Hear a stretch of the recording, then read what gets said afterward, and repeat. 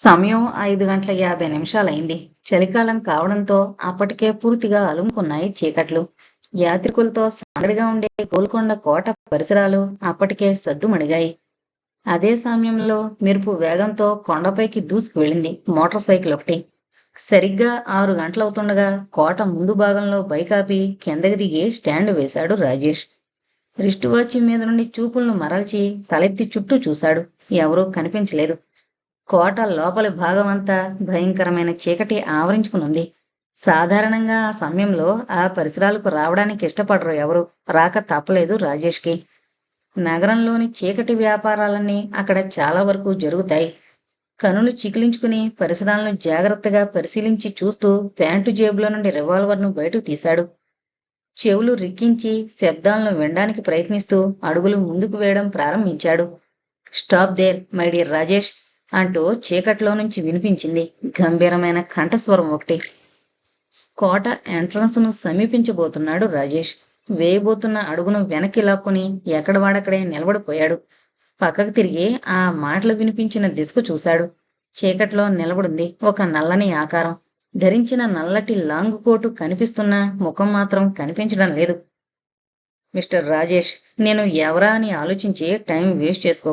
నీ దగ్గర రివాల్వర్ ఉందని నాకు తెలుసు, కానీ అలైక్య ప్రాణాలతో ఉండాలంటే నువ్వు ఎలాంటి పిచ్చి పనులు చేయకూడదు. కంగుమంటున్న కంఠంతో హెచ్చరిస్తున్నట్టు అన్నాడు ఆ వ్యక్తి.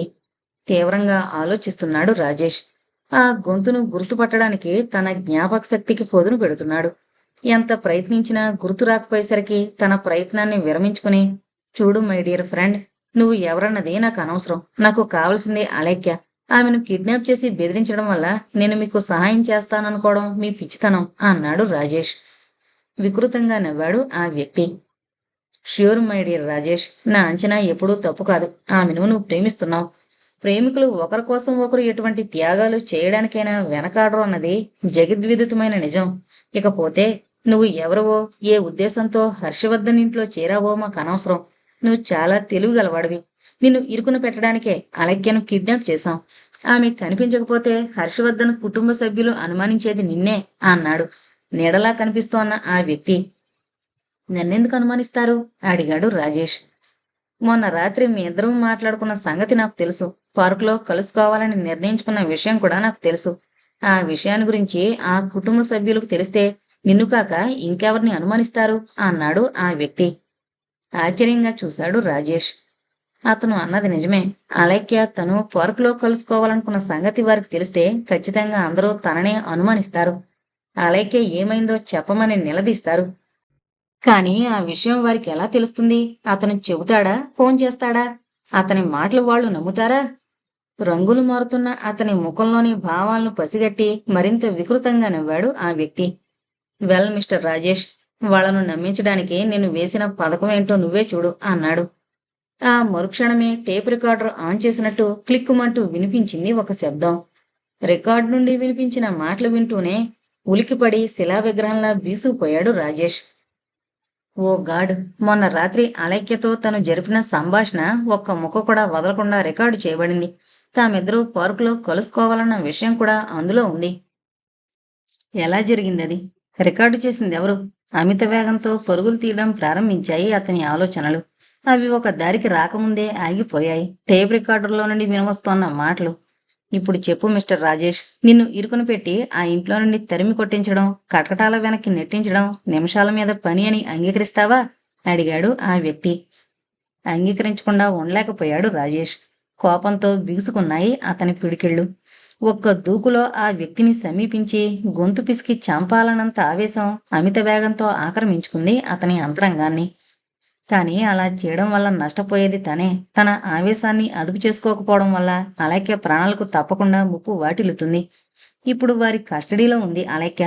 ఆమెను రక్షించుకునే అవకాశం లభించేదాకా ఓపిగ్గా వ్యవహరించాలి తను. ఎట్టి పరిస్థితుల్లోనూ తొందరపడకూడదు. అటువంటి ఆలోచన రాగానే చప్పున చల్లారిపోయింది రాజేష్ ఆవేశం. ఆల్ రైట్, నేను చేయవలసిన పనేంటో చెప్పడానికి ముందు అలైక్యను నాకు చూపించాలి అన్నాడు రాజేష్. మాతో సహకరిస్తున్నందుకు థ్యాంక్స్. నీకు 15 రోజులు టైం ఇస్తున్నాను. ఈలోపు మా పని సక్సెస్ కావాలి. అప్పటి వరకు అలైక్య మా దగ్గరే భద్రంగా ఉంటుంది అన్నాడతను. తల అడ్డంగా తిప్పాడు రాజేష్. అప్పటి వరకు అలక్యను మీ వద్ద ఉంచడానికి నేను అంగీకరించను, ఖచ్చితంగా చెప్పాడు. డోంట్ వర్రీ మిస్టర్ రాజేష్, అనవసరంగా ఆవేశపడకు. అలక్యను క్షేమంగా ఉంచుతాం. కావాలనుకుంటే ఒకసారి ఆమెను నువ్వు కలుసుకునే ఏర్పాటు చేస్తాం. మరో విషయం, అలక్య విషయంలో హర్షవర్ధన్ కుటుంబం వారు కంగారు పడకుండా మేము ఏర్పాటు చేస్తాం. ఈ విషయంలో నువ్వు ఏమీ ఆలోచించవలసిన అవసరం లేదు, అభిమిస్తున్నట్లు అన్నాడు ఆ వ్యక్తి. ఆలోచనలో పడ్డాడు రాజేష్. అతను చెప్పిన మాటలను బట్టి చూస్తే అతని వెనక పెద్ద గ్యాంగ్ ఏదో పనిచేస్తున్నట్లు అనిపించింది అతనికి. ఆ విషయం ఖచ్చితంగా తెలుసుకోవాలంటే తను సహనంతో వ్యవహరించాలి. ఆల్రైట్, ముందు అలక్యని చూపించండి, ఒక నిర్ణయానికి వచ్చినట్టు ముఖం పెట్టి అడిగాడు రాజేష్. ష్యూర్ అంటూ చేయవలసిన పనిని గురించి అతనికి వివరించడం ప్రారంభించాడు ఆ వ్యక్తి. వింటున్న రాజేష్ ముఖం రంగులు మారడం ప్రారంభించింది. ఆగంతకుడు చెప్తున్న విషయం శ్రద్ధగా వింటున్నట్లు నటిస్తూ తన వాచీకున్న ఒక బటన్ క్లిక్ మనిపించాడు. అది గమనించిన ఆ వ్యక్తి పెదవుల మీద క్రూరమైన చిరునవ్వు ప్రత్యక్షం కావడం అతనికి తెలియదు. విన్నావుగా, అది సాధించి మాకు అందించావంటే నీ అలైక్య నీకు ప్రాణాలతో దక్కుతుంది అని చెప్పడం ముగించాడు ఆ వ్యక్తి. అయితే ఇంతకాలం హర్షవర్ధన్ గారింట్లో దారుణాలు జరగడానికి అసలు కారణం ఇదా? అడిగాడు రాజేష్. అది నీకు అనవసరం. నువ్వు చేయవలసింది మేం చెప్పిన పని. నువ్వు రేపు ఉదయం 10 గంటలకు చార్మినార్ వద్దకు వస్తే అక్కడ నీకోసం 1836 నెంబర్ గల అంబాసిడర్ కనిపిస్తుంది. కాదు, నీకోసం వేచి ఉంటుంది. ఆ కారులో అలైక్య కనిపిస్తుంది నీకు. బట్ వన్ థింగ్, పిచ్చి పిచ్చి వేషాలు వేసిన ఈ విషయం పోలీసులకు చెప్పినా నీ కంటపడేది అలైక్య కాదు, ఆమె శవం అన్నాడు. అంటూనే నిల్చున్న చోటు నుండి వెనక్కి జరిగి మంత్రం వేసినట్లు మాయమయ్యాడు ఆ వ్యక్తి. ముందుకు వెళ్లే ఆలోచనను విరమించుకుని వెనుతిరిగి బైక్ దగ్గరికి వచ్చేశాడు రాజేష్. అదే సమయంలో దూరంగా ఉన్న కొండమలుపు నుంచి దిగువకు పోతూ కనిపించింది ఒక కారు. తన కంటికి కనిపించి హెచ్చరికలు చేసిన ఆకారం ఆ కారులోనే వచ్చుంటుందని గ్రహించి బరువుగా నిట్టూరుస్తూ బైకు స్టార్ట్ చేశాడు రాజేష్. ఆలోచనలతో వేడుకుతున్న మస్తిష్కాన్ని అదుపులో ఉంచుకోవడానికి ప్రయత్నిస్తూ బైకును కాపాడియా హాస్పిటల్ కేసి పరుగులు తీయించాడు. వేగంగా వచ్చి కపాడియా హాస్పిటల్ ఆవరణలో ఆగింది మోటార్ బైక్ ఒకటి. బైకును పార్కింగ్ లాట్ లో వదిలి లోపలికి పోయాడు రాజేష్. స్పెషల్ వార్డును సమీపిస్తుండగా అతనికి కనిపించింది జగన్ ఉంచిన గది ముందు కూర్చుని నిశ్శబ్దంగా విలపిస్తోన్న యువతి ఒక ఆమె. చాలాసేపటి నుండి ఏడుస్తున్నట్టుంది. ఎర్రబడి బాగా వాచిపోయాయి ఆమె కళ్ళు. ఎవరామె? ఏం జరిగింది? అటుగా వచ్చిన ఒక నర్సును ఉద్దేశించి యథాలాపంగా అడిగాడు రాజేష్. డ్రైవర్ జగన్కి కాబోయే భార్య, పేరు సుధా. జగన్ చచ్చిపోయాడు అని చెప్పి అవతలకు వెళ్ళిపోయింది నర్సు. కరెంట్ షాక్ కొట్టినట్టు అదిరిపడ్డాడు రాజేష్. ఎర్రబడిపోయింది అతని ముఖం. అప్రయత్నంగా బిగుసుకోవడం ప్రారంభించాయి అతని పిడికిళ్ళు. ఆ మరణం వెనక ఎవరి హస్తం ఉందో అతనికి తెలుసు. ఆ దుర్మార్గుణ్ణి బయట పెట్టడానికి 5 నిమిషాలు కూడా పట్టదు తనకి. కానీ తను నిస్సహాయ స్థితిలో ఉన్నాడు. అన్నీ తెలిసినా ఏమీ చేయలేని దారుణమైన పరిస్థితి తంది. తను ఏమాత్రం తొందరపడినా అలైక్య జీవితం బలైపోతుంది. ఆ తర్వాత తను ఏం సాధించినా ఏంటి ప్రయోజనం? ఆవేశాన్ని అదుపు చేసుకుంటూ సిగరెట్ వెలిగించుకున్నాడు రాజేష్. జగన్ శవాన్ని మార్చురీకి గవర్నమెంట్ హాస్పిటల్కి పంపినట్లు తెలిసింది అతనికి. హర్షవర్ధన్ని డిశ్చార్జ్ చేశారు. గట్టిగా దమ్ములాగి పొగను గాల్లో కుదులుతూ ఆలోచించడం ప్రారంభించాడు రాజేష్. విలపిస్తోన్న సుధను చూడగానే ముందుకు సాగలేదు అతని ఆలోచనలు. పాపం సుధ ఎన్ని ఆశలు పెంచుకుందో జగన్ మీద. భవిష్యత్తును గురించి ఎన్ని కలలు కన్నారో ఆ ఇద్దరు. ఆమెను ఒంటరిదాన్ని చేసి వెళ్లిపోయాడు జగన్.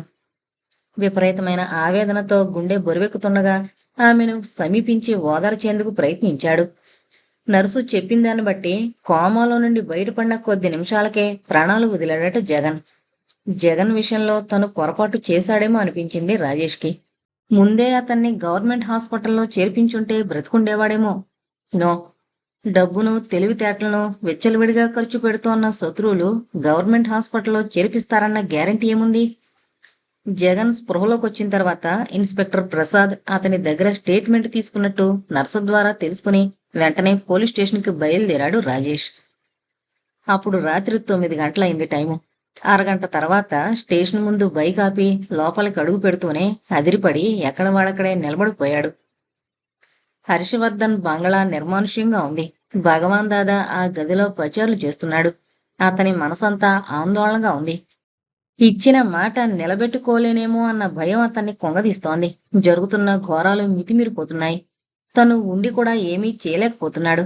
అలైక్య క్రితం రోజు నుండి కనిపించడం లేదు. దాదా భయానికి అది కూడా ఒక కారణమైంది. రాజేష్ను కూడా అనుమానిస్తున్నాడు అతను. అలైక్య రాజేష్తో ఈ మధ్య మరీ చనువుగా ఉంటుంది. అలైక్య నిజంగా పిక్నిక్ వెళ్ళిందా లేక ఆ పైన ఆలోచించలేకపోయాడు దాదా. ఇంట్లో ప్రతి వారిని ఒక కంట కనిపెట్టాలని నిర్ణయించుకున్నాడు. ముందుగా మణిధర్ గదిని సోదా చేయాలని నిర్ణయించుకుని మెల్లగా కారిడార్ గుండా కిందకు నడిచాడు. కానీ అదే సమయంలో ఒక ఆకారం దాదాను అనుసరిస్తోన్న విషయం అతనికి తెలీదు. కింద హాలంతా నిర్మానుష్యంగా ఉంది. పనివాళ్లు బయట పడుకున్నారు. వంటవాడు వంటగదిలో పడుకున్నాడు. పరిసరాలను పరిశీలించడం మాని మెల్లగా అడుగులు వేస్తూ మణిధర్ గదిని సమీపించాడు. ఉన్నట్టుండి జలధరించడం ప్రారంభించాయి అతని గుండెలు. జీవితంలో భయం అనే పదానికి అర్థం తెలియకుండా ఇంతకాలం జీవించాడు. కానీ ఇప్పుడు వేస్తోన్న ప్రతి అడుగుకి ఎంత అదుపు చేసుకుందామనుకున్నా ఆగకుండా ఇది అని చెప్పడానికి వీలు కాని భయం అతని అంతరంగాన్ని ఆక్రమించుకుంటోంది. చిన్న శబ్దం కూడా శరీరాన్ని జలధరింపజేస్తోంది. అంత మాత్రానికే పట్టుదల వదిలిపెట్టే రకం కాదు దాదా. గుండె దిటవు చేసుకుని మెల్లగా తలుపు నెట్టాడు. గదిలో ఎవరూ లేరు. లైటు మాత్రం వెలుగుతోంది. గదిలో అడుగుపెట్టి తలుపు మూసేశాడు. మణిధర్ ఇంకా రాలేదు. సహజంగా అతను రాత్రి చాలా ఆలస్యంగా వస్తుంటాడింటికి. దాదా అతన్ని అనుమానించడానికి ఇది ఒక కారణం. సెక్స్ పుస్తకాలు, అసభ్య చిత్రాలు అక్కడక్కడ ఉన్నాయి ఆ గదిలో. మణిధర్కు సెక్స్ పిచ్చి బాగానే ఉందని వాటిని చూడగానే గ్రహించాడు దాదా. ఒకవేళ అలైక్య తనను నిర్లక్ష్యం చేస్తోందన్న కోపంతో అతనే ఆమెను బంధించాడేమోనన్న అనుమానం కూడా వచ్చింది. అదే సమయంలో ఒక నల్లని ఆకారం అదే గదిలోకి అడుగు పెట్టడం అతను గమనించలేదు. ఆ గదిలో ఏ విధమైన ఆధారం లభించలేదు. మణిధర్ డైరీ కనిపించింది. దాన్ని చదువుతుంటే మణిధర్కు అలైక్య అంటే ఇష్టమని, ఆమెను పెళ్లి చేసుకుని తనదాన్ని చేసుకోవాలనుకుంటున్నాడని అతనికి అర్థమైంది. అంతకు మించిన విశేషాలు ఏమీ ఆ డైరీలో కనిపించలేదు. డైరీని యథాస్థానంలో ఉంచి వెనుతిరిగాడు దాదా. అడుగు ముందుకు వేయబోతూ తలెత్తి ముందుకు చూసి ఈడ్చి ముఖం మీద గుద్దినట్టు అదిరిపడ్డాడు. విపరీతమైన ఆశ్చర్యంతో ముడిపడ్డాయి దాదా కనుబొమ్మలు. అక్కడ జరుగుతున్న దారుణాలకు కారకుడు తన ఎదురుగా ఉన్న వ్యక్తేనని గ్రహిస్తూనే పట్టరాని కోపంతో చింతనిపుల్లా ఎర్రబడిపోయాయి అతని కళ్ళు. ఆవేశం కట్టలు తెంచుకుంది అతనిలో. దాదా ఆవేశాన్ని గమనించి క్రూరంగా నవ్వాడు ఆ వ్యక్తి. దుర్మార్గుడా, నీ పాపం పండింది కాబట్టే నా కంటబడ్డావు. ఈ దాదా చేతుల్లో నుండి బ్రతికి బయటపడ్డం నీ తరం కాదు. నీ అంతు తేల్చి ఈ ఇంటికి పట్టిన పీడను వదిలిస్తాను అంటూ పిడికిళ్లు బిగించి ముందుకు దూకాడు. అదే అతడు చేసిన పొరపాటు. అంత నిర్భయంగా తన ముందుకొచ్చిన ఆ వ్యక్తి దగ్గర ఆయుధం ఉంటుందన్న విషయాన్ని మరిచిపోవడమే ఆ పొరపాటు. దాదా ముందుకు దూకుతుండగానే ఆ వ్యక్తి చేతుల్లో ప్రత్యక్షమైంది సైలెన్సర్ అమర్చబడిన రివాల్వర్ ఒకటి. ప్రత్యక్షమవుతూనే టప్ టప్ మన్న అతి మెత్తని శబ్దాన్ని వెలువరించింది 3 సార్లు. సూటిగా వచ్చి దాదా గొంతులో తెగబడ్డాయి 3 బుల్లెట్లు. బాధాకరమైన ఆర్తనాదాన్ని అతని గొంతులో నుండి బయటకు రాకుండా చేశాయి. చిన్నగా మూలుగుతూ నిల్చున్న చోటనే విరుచూ పడిపోయాడు దాదా. చిక్కటి రక్తం సుడులు తిరుగుతూ గొంతులో నుండి తన్నుకొస్తుండగా విలవిలా తన్నుకోవడం ప్రారంభించాడు. వెకిలిగా నవ్వుతూ రివాల్వర్ను అక్కడే వదిలి వచ్చిన దారినే అవతలకు వెళ్ళిపోయాడు ఆ వ్యక్తి. బాధతో మెలికలు తిరిగిపోయాడు దాదా. అరిచి అందరినీ పిలవాలని ప్రయత్నించాడు. కంఠనాళాలు తెగిపోయిన కారణంగా అరుపు బయటికి రావడం లేదు అతని గొంతులో నుండి. తను చావబోతున్నాడన్న బాధ కంటే శత్రువుని గురించి హర్షవర్ధన్ గారికి తెలియజేయకుండా మృత్యు తనను కబళిస్తోందన్న బాధ ఎక్కువైంది అతనిలో. నేల మీద పాకుతూ గదిలోంచి బయటకు పోవాలని ప్రయత్నించాడు. అప్పటికే కళ్ళు బైర్లు కమ్మడం ప్రారంభించాయి. శరీరంలో శక్తి పూర్తిగా హరించుకుపోయినట్లు అనిపించింది. ఏ క్షణంలోనైనా పోవచ్చు తన ప్రాణాలు. ఆ విషయాన్ని గ్రహిస్తూనే చూపుడు వేలును రక్తంలో ముంచి నేల మీద ఏదో రాయాలని ప్రయత్నించాడు. ఒకే ఒక అక్షరాన్ని రాయగలిగాడు దాదా. రెండో అక్షరాన్ని మొదలు పెట్టకముందే అనంత వాయువుల్లో కలిసిపోయాయి అతని ప్రాణాలు. అది హంతకుని పేరులోని మొదటి అక్షరం అని దాదాకి మాత్రమే తెలుసు. అలా మరణించడం నిజంగా విచారించవలసిన విషయం. Hotel red star bar and restaurant ఖరీదైన కస్టమర్స్తో బిజీగా ఉంది. తాగుతున్న విస్కీ బ్రాందీల మత్తు వారిని తృప్తిపరచలేదు అన్నట్టు అర్ధనగ్నంగా వారి ముందు చిందులు వేస్తోంది ఒక క్యాబరే డాన్సర్. తన ఒంపు సొంపులను బహిరంగంగా ప్రదర్శిస్తూ వారి కైపును ఎగదోస్తోంది. మత్తులో మునిగిన కనురెప్పలు బరువుగా మూసుకుపోతున్న ఎవరికి వారే ఆ అర్ధనగ్న సుందరిని అందుకోవాలని, ఆమెను కౌగిలించుకోవాలని ఉవ్విళ్ళూరుతున్నారు. చేతులు జాచి ఊగిపోతున్నారు. ఎర్రటి ఆమె శరీరం డిమ్ లైట్ల కాంతిలో మిలమిలా మెరిసిపోతోంది. క్యాబరేలో పేరు ప్రఖ్యాతులు సంపాదించుకున్న డాన్సర్. ఆమె పేరు రోజీ. ఆ డాన్సును చూసి ఎంజాయ్ చేస్తున్న వారిలో మణిధర్, అతని మిత్ర బృందం కూడా ఉంది. మణిధర్ చూపులన్నీ రోజీపైనే ఉన్నాయి. ఆమెను ఎలాగైనా అనుభవించాలన్న కోరిక మణిధర్ హృదయాన్ని ఆక్రమించింది. వెంటనే రోజీని గురించిన వివరాలను ఎంక్వైరీ చేయించాడు. ఆమె రేటు చాలా ఎక్కువగా ఉంటుందని చెప్పాడు బార్కి సంబంధించిన బేరర్ ఒకతను. నగరంలో అతి ఖరీదైన రెస్టారెంట్ అది. రోజీని బాంబే నుంచి ప్రత్యేకంగా పిలిపించారు. దేశం మొత్తం మీద పేరు ప్రఖ్యాతులున్న క్యాబరే డాన్సర్ ఆమె. ఒక్కసారి డాన్స్కే ఎక్కువ రెమ్యురేషన్ పే చేయాల్సి ఉంటుంది ఆమెకు. అలాంటిది రోజీని అనుభవించడం అంటే 5 అంకెలకు పైనే చెల్లించాల్సి ఉంటుంది ఆమెకు రేటు. తను చేసిన ఎంక్వైరీలో మణిధర్కి తెలిసిన విషయాలవి. ఆ వివరాలు విన్న తర్వాత మరో మెట్టు పైకి పోయింది అతని కోరిక. ఎంతైనా ఇవ్వడానికి సిద్ధపడ్డాడు మణిధర్. ఆ రాత్రికే ఆమె పొందు ఏర్పాటు చేయమని కోరాడు ఆ బేరర్ని. 25,000 రెడీ చేస్తే ఏదో విధంగా రోజుని ఒప్పించి ఆ రాత్రికే అతని దగ్గరకు చేరుస్తానని మాటిచ్చాడు ఆ బేరర్. సొమ్ము కోసం అప్పటికప్పుడే ఇంటికి బయలుదేరాడు మణిధర్. మత్తులో ఉన్న మణిధర్కు ఎలాగైనా డబ్బు తీసుకురావాలన్న ఆలోచన తప్ప మరొకటి లేదు. బయటకొచ్చి తన స్కూటర్ స్టార్ట్ చేసి ఇంటివైపుకు వేగంగా పరుగులు తీయించాడు. అతని మనసంతా రోజీ ఆక్రమించుకుంది. రోజీని అనుభవించి తీరాలని దృఢంగా నిర్ణయించుకున్నాడు. డబ్బు కోసం ఏం చేయడానికైనా వెనకాడకూడదని కూడా నిశ్చయించుకున్నాడు. విపరీతమైన వేగంతో దూసుకొచ్చి హర్షవర్ధన్ బంగ్లా ముందుకొచ్చి సడన్ బ్రేక్తో ఆగింది మణిధర్ స్కూటర్. గేటు ముందు గుర్కా కునికిపాట్లు పడుతున్నాడు. స్కూటర్ ఆగిన శబ్దానికి ఉలిక్కిపడి నిద్రలేచాడు గుర్కా. వెంటనే సెల్యూట్ చేసి గేటు తెరిచాడు. రాస్కెల్, ఎంతసేపు వెయిట్ చేయాలి అంటూ విసుక్కున్నాడు మణిధర్. సమాధానం చెప్పలేదు గుర్కా. పొరపాటైందన్నట్టు చూస్తూ పక్కకు తప్పుకుని వినయంగా నిలబడ్డాడు. మధ్య హాల్లో నిశ్శబ్దంగా ఉంది. అందరూ నిద్రపోతున్నారు. మెల్లగా అడుగులు వేస్తూ హర్షవర్ధన్ రూంలోకి నడిచాడు. అతని అదృష్టం కొద్దీ బీరువా తాళాలు బీరువాకే ఉన్నాయి. బెడ్ లైట్ వెలుగుతోంది ఆ గదిలో. సుజలాదేవి బెడ్ పైన పడుకునుంది. చిరంజీవి ఉయ్యాల్లో ఉన్నాడు. అందరూ పూర్తిగా నిద్రలో ఉన్నారు. చిన్నగా బీరువాను సమీపించి చప్పుడు చేయకుండా తెరిచాడు. ఒక్క క్షణం అతని కళ్ళు జిగేలుమన్నాయి. కరెన్సీ నోట్లు కట్టలు కట్టలుగా పేర్చున్నాయి. మరో పక్కన నగలున్నాయి. అవన్నీ పాతకాలం నాటి ఆభరణాలు. వజ్రాలు పొదగబడి కళ్ళు మిరుమిట్లు గొలుపుతూ వింత కాంతులను వెదజల్లుతున్నాయి. నుదుటి మీద చెమట బిందువులు ఆవిర్భవిస్తుండగా బలవంతంగా గుటకలు మింగుతూ కనురెప్పలు కూడా ఆడించడం మాని ఆ ఆభరణాలను చూస్తూ క్షణకాలం అలాగే ఉండిపోయాడు మణిధర్. వేగంగా కొట్టుకోవడం ప్రారంభించాయి అతని గుండెలు. ఆశ్చర్యం నుండి తేరుకుంటూనే అటు ఇటు చూశాడు మణిధర్. గాఢ నిద్రలో ఉన్నారు హర్షవర్ధన్, అతని భార్య. ఆలస్యం చేయకుండా వణుకుతున్న చేతులతో 10 కరెన్సీ కట్టలు తీసి ప్యాంటు 2 జేబుల్లో కూరుకున్నాడు మణిధర్. ఎటువంటి ఆటంకం ఎదురు కాకుండా వచ్చిన పని పూర్తయింది. రోజీని అనుభవించాలన్న తన కోరిక నిరభ్యంతరంగా తీరబోతోంది.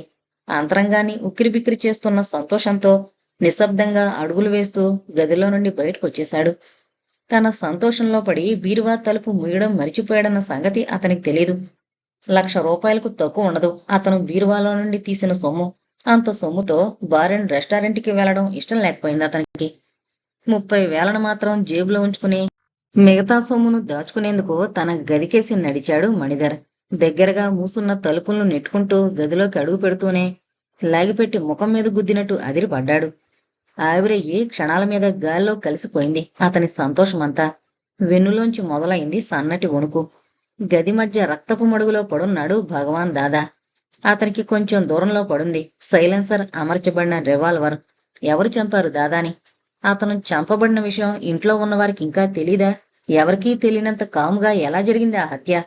ఆశ్చర్యాన్ని భయాన్ని అదిం పెట్టుకోవడానికి ప్రయత్నిస్తూ అనాలోచితంగా పోయి రివాల్వర్ను అందుకొని పరిశీలించి తిరిగి అక్కడే వదిలేశాడు దాన్ని. పరిపరి విధాల పరుగులు తీస్తున్నాయి అతని ఆలోచనలు. హర్షవర్ధన్ యాక్సిడెంట్ నుంచి బయటపడి 48 గంటలు కూడా కాకముందే ఆయన నియమించిన భగవాన్ దాదాను పొట్టను పెట్టుకున్నారు ఎవరు?